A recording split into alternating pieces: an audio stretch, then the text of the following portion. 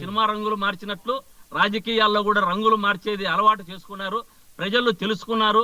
2 లక్షల బుక్కులు చదివినానంటారు, 1,00,000 బుక్కులు చదివినానంటారు. 2 లక్షల బుక్కులు చదవాలంటే 2 జన్మలో 3 జన్మలో కుదరదు. కానీ వారు అప్పటికే 2 లక్షల బుక్కులు చదివేశారు. కానీ ఇది ఇటువంటి 2 లక్షల పుస్తకాలు చదివానని ఆయన ఎక్కడా అనలేదు. గతంలో కూడా ఒకసారి చెప్పారు. నాగబాబు గారు కూడా ఒక సందర్భంలో చెప్పారు, ఇది కావాలని మీరు మాట్లాడతారు. 2 లక్షల పుస్తకాలు చదివానని ఆయన ఇప్పుడు ఎక్కడ అనలేదే. ఇంకేమన్నారు చెప్పండి. మీరు 2 లక్షల పుస్తకాలు చదివాననేది వైసీపీ చేస్తున్న ప్రచారం. ఆయన అన్నాడని ఎక్కడ అలా. మీరు ఒక వారం సమయం తీసుకోండి. 2 లక్షల పుస్తకాలు పవన్ కళ్యాణ్ గారు చదివాను అనేటువంటి రికార్డు ఒకటి తీసుకురాని మనం గట్టిగా జనసేనకి అడుగుదాం. దాన్ని కూడా చేద్దాము. ఆ 2 లక్షల పుస్తకాలు చదివినా, నేను పుస్తకాలు ఎక్కువ చదివినానన్నాడు, 2 లక్షలు అన్నాడు, 1,00,000 అన్నాడు. కానీ అన్ని బుక్కులు చదవడం ఎవరికి సాధ్యం కాదు. ఒకవేళ నీకు ఉంటే, ఆయనకు ఒక దేవుని దయ, అమ్మవారు అనుగ్రహం ఉంటే లోపల మదిలోనే అప్పటికప్పుడు మాట్లాడే శక్తి ఇవ్వచ్చు. గాని బుక్కులు చదివి అన్ని బుక్కులు ఎవరు చదివలేని పరిస్థితి. కానీ ఇట్లా రెచ్చగొట్టేది గాని రెచ్చిపోయేది గాని మా వైఎస్ఆర్ కాంగ్రెస్ పార్టీకి ఉండదు. మొదటి నుంచి ఆ ప్రక్రియ జనసేన చేసుకుంటా వస్తా ఉంది.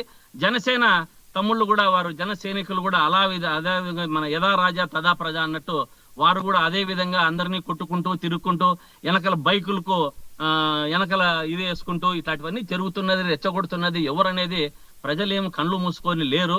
ప్రతి ఒక్కరూ బాగా గమనిస్తున్నారు. ఏ టైంలో ఎప్పుడు బుద్ధి చెప్పాలో ఆ టైంలో కరెక్ట్ గా బుద్ధి చెప్తారు. మనం ఊరికే నోరు ఉంది కదా అని ఎక్కడికక్కడే అంటకి ఎప్పుడంటే ఎప్పుడు, ఏదంటే అది, ఎట్లంటే ఎట్లా మాట్లాడుకుంటా పోతే కుదరదు అనేది బాగా గమనించాలి. ఇది తొందరలోనే ఈ విషయాలంతా కూడా అన్ని కూడా ప్రజలు బాగా తెలివివంతులండి. ఏదో ఆ రోజు ఈ వైసీపీ దీంతో ఒక నిర్దిష్టమైన ఆలోచనతో ముందుకు పోతా ఉంది కాబట్టి మీరు కూటమిలో అబద్ధాలన్నీ చెప్పి కూటమి ఒక్కొక్కరు ఒక్కొక్క పక్క మభ్య పెట్టుకుంటూ పోయి ఎన్నికల్లో గెలిచారు. కానీ లేకుంటే ఆ పరిస్థితి ఉండేది కాదు. మేము కూడా అప్రమత్తంగా ఉంటూ ప్రజలందరినీ ప్రజల పక్షాన నిలబడుతూ వాళ్ళు చేసే సూపర్ 6లు ఎప్పుడు అనంతపురంలో పెద్ద సభలు పెట్టారు. సూపర్ 6 అన్ని అమలు పోయినాయని, ఏమి అమలు పరిచారని పోయారు.